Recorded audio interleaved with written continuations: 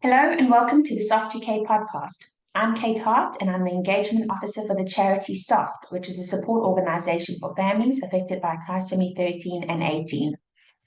Volunteer Week is an opportunity to recognise the impact of volunteer service and the power of volunteers to build stronger communities and transform the world. At Soft UK, volunteers play a vital role in everything we do, from the trustees who oversee the charity's operations to the volunteers who support families, to those who manage fundraising and administration. Today, we're speaking with one of our wonderful volunteers, Tina. Welcome, Tina. Could you start by telling us a bit about your personal connection to SOFT and how you actually got involved as a volunteer, please? Well, yes, my personal connection with SOFT started way back in 1995 when my nephew Riley was born, and he was diagnosed with full trisomy 13 when he was a few days old. And that was a total shock to the whole family and a bolt from the blue because no one had any idea. And in fact, as with so many people, I think we'd never even heard of trisomy 13. Yeah. He lived in America, and my brother and his wife were given some information about Soft USA. People were mainly doing their family stories. I got in touch with Soft UK and found that they were producing these booklets like Your Baby and things about feeding and stuff. And they sent them to me, and that was a real huge help to my brother and his wife in caring for Riley during the 6 months that he lived. So that's my connection with Soft. And then about 15 years later, I'd never forgotten them. So I did a bit of fundraising for them, and I thought, that's it. That's the end of my connection with Soft. My life Yeah. has moved on, although I remember my nephew. And then during COVID, Soft very cleverly sent out postcards to people on their database saying, would you like to get involved? And I saw they needed proofreaders. And my family will tell you that I go berserk when I see bad grammar. So I thought, that'll do me. That's a little bit I can do. Yeah. Oh, fantastic. And so that was about 3 years ago, was it? Yeah, yeah, yeah. Okay, fantastic. So it was a proactive approach from Soft, very cleverly trying to find out how we could use your skills. Okay, brilliant. That's Mhm. right. Yeah. So you started out as a proofreader, and then I understand that you're now a support coordinator. So what inspired you to take on this new role? Well, um, I proofread for a bit, and then I was asked to help out with some admin, which I agreed to do. And then I was invited to last year's Soft Family Day to help with admin and setting up and just the general running of it, which I did. And that's where I really realized the importance of the roles of the support volunteers, talking to families about how important it was. And I also realized how long the current support coordinators have been doing the job. And, they've been working week in and week out for years and years, and they wanted new blood. And I thought, well, as I've been asked to do this, I'll give it a go. Amazing. And So, Tina, what kind of skills have you learned that you found useful in supporting families so far? well, I think the main one is listening Mm. because, well, along with listening, giving families a chance to talk and express themselves. Because I think it can be quite hard. Sometimes their families are so upset they find it hard to talk. Friends don't know what to say, so they find it hard to talk.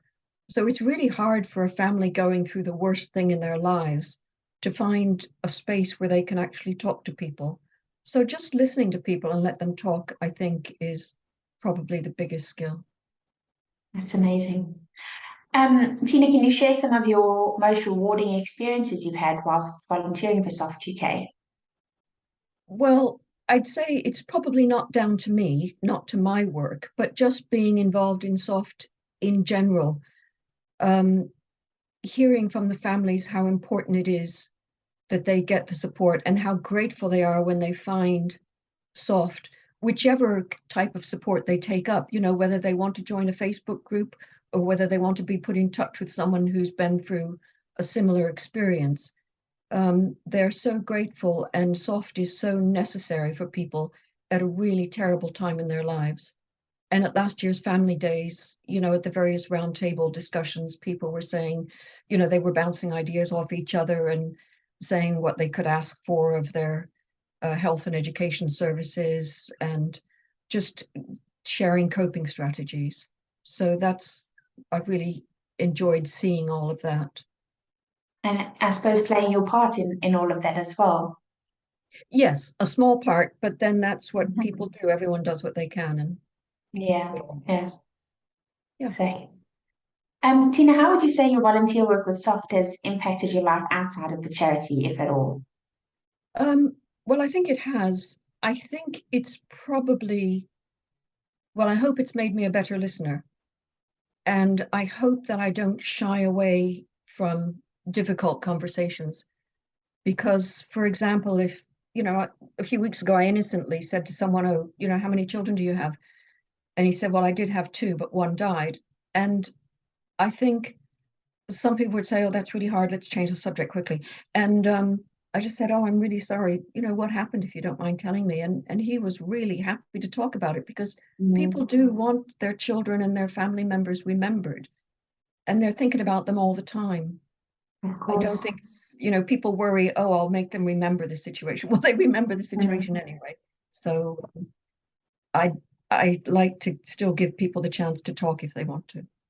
Amazing. Yeah, I think just asking somebody what the child was called, what their name was, is so special. To be able to say that child's name out loud is really powerful for the parent who's lost a child. So well done. Yes, you're right. And a friend of mine was really grateful a while ago. I caught up with her. I hadn't seen her for a long time. I asked her what her boys were doing. And, they've all grown up and finished uni. And I said, and of course, remembering your little girl, because her daughter had died Mm. of cancer years before. And she was just really grateful that someone remembered Mm. her. Yeah, it means a lot. I'm sure a lot of people do remember, but they may not have the courage to actually say it in case they Oh, upset. absolutely. Absolutely. Yeah, but what you've learned is it's about going out of your comfort zone and making not thinking only of how you feel, but trying to think about how the person you're talking with feels as well, and doing what's probably best for them, or talking Yeah. about what's best for them. Yeah. But also taking cues, because if someone doesn't want to talk about it, that's absolutely fine. It's Mm, not for me to go barging in, but of just course. gently raising the subject. And if they want to talk, they will. And if they don't want to talk, they won't. Yeah, that's a good point, actually. Yeah. Yep. So, Dina, thinking about volunteer week, what would you say to someone who's perhaps listening to this and considering volunteering for SOF, but maybe hesitant to take the first step? Well, I would say just contact SOF and say, I'd like to help. There are so many different ways people can help, and at any level that they want. They don't have to go, rearrange their whole life and let SOF take it over. You can just say, Mm, well, I've got time to do this, or I can help at one time of the year, or I can do a couple of mm. things. And there are lots of different areas I think that SOF needs help with, and I'm sure that you and Sean can explain that better than I can. Yeah, very true. And I think it's an important point to make is that we will fit around your family and your life and your commitments that you already have. And, whatever your skills are, whatever you may perhaps want to learn a bit more about, if, for example, social media is something you've never fully understood or you want to get better at, we can help upskill you. And then eventually, your skills will be helpful to soft. So definitely a good way of putting it. And Yeah. then, in honor of Volunteer Week, is there anyone you would like to thank or recognize for their contribution to SOFT as a volunteer? Well, for me, there's two people that stand out, and that's the Soft UK founders, Jenny and Chris, because they were the ones that were there for our family 28 years ago, and I've never forgotten it. And I met Jenny at last year's family day, and it was like meeting a legend. And I Mm. wanted to say thank you in person, but lots of people were talking to her. So I said to her husband, do you think I could have a word with Jenny when she's free? So he brought her over, and I said, I'm so grateful to you. You won't remember me, but I'm so grateful to you. And Jenny and Chris could have just dealt with their own grief and carried on with their lives. They didn't need to devote years and years, decades and decades to helping other families, but so many families have been helped thanks to what they did. Amazing. Yeah, that's so true. Thanks, Tina. And I think their families report back as well that they kind of grew up coming to soft days and with the soft newsletter spread out on their living room floor. back in the day when it was all printed and posted. So yeah, it really was a family effort. It wasn't just the two ladies that infiltrated their whole lives, which is amazing. Yeah, that's true. Yeah. Well, thank you, Tina. We hope that this discussion has provided some valuable insights into what it's like to volunteer for SOFT. And as we've already said, our volunteer program is designed to be flexible and accommodate daily life, work, and whatever your family commitments are. We offer training and development opportunities for volunteers, and we have various roles to match your skills and interests. So, whether it's family events, social media, peer support, or fundraising, there is something for everyone. So, thank you for sharing your time and your experiences with us, Tina. We appreciate all that you do as a volunteer for SOFT. And to our listeners, we hope that you found this podcast informative and inspiring. Thank you very much, Kate. Thanks for talking. Thank you. So, whether you're an expectant parent, a bereaved parent, a family member, or a professional seeking support or information, we are here for you. Please reach out to SOFT, and our contact details can be found in the podcast blurb.